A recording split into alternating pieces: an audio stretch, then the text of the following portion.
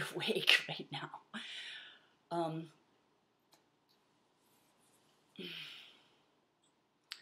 So there's some other pieces. One of the things that happened when 9/11 happened was they had these satellites around the planet, and when they got the reports back, they were like, "Oh my God, look at that giant spike in the magnetic field of the Earth. What was that?"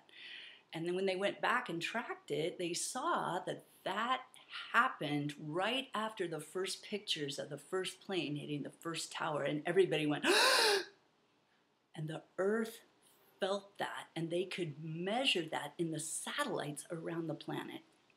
And what that shows us is that everything is connected, that everything is responding to our energy. So as we start to come together in cooperative fields and unify our energy and stay focused on what we are created and where we are headed, we have this amazing opportunity to start to create the world that we want to live in. And that's an amazing thing. Science has now documented that the square root of 1%, which for our planet with 7 billion people is 8,000 people.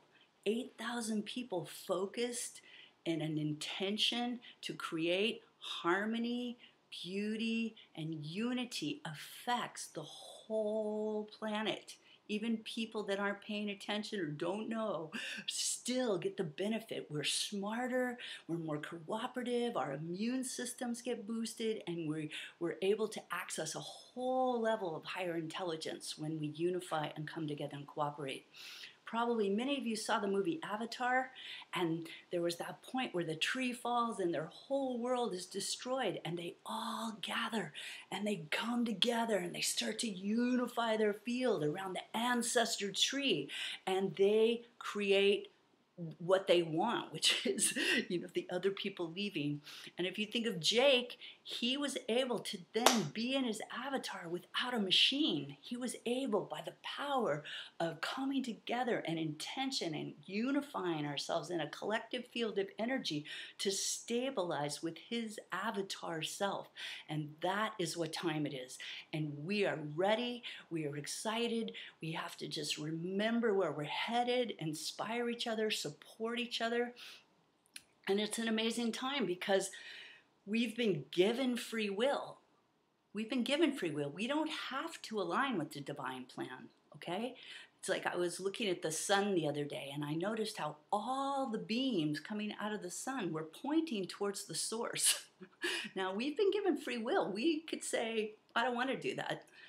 And largely as planetary beings, we made up our own calendar, and we made up a clock and all these different things that we thought were better than what nature was doing. Nature and everything in the biosphere of the planet is listening to the rhythm of the sun and the moon and the stars. Humans are listening to clocks and calendars and thinking about text messages and cell phones and all this stuff, and we're just disconnected. So we are at a choice point as a human family. Are we going to choose to realign and come together and harmonize ourselves again with nature? Or are we going to continue down the path of technology that's kind of a little chaotic? So harmony or chaos? It's a pretty simple choice. Love or fear? I know that we could, there's a lot of things happening right now on the planet, and it could feel scary. I'm sure in the birth process, there's moments where you just got to breathe and surrender and trust that somehow we know how to do this. And this is our time, and we are the ones that are here. And I believe that this is our time, that we've been called, and that we are ready. So I wanted to share that as just a reminder to stay focused right now in what it is that we do want to create.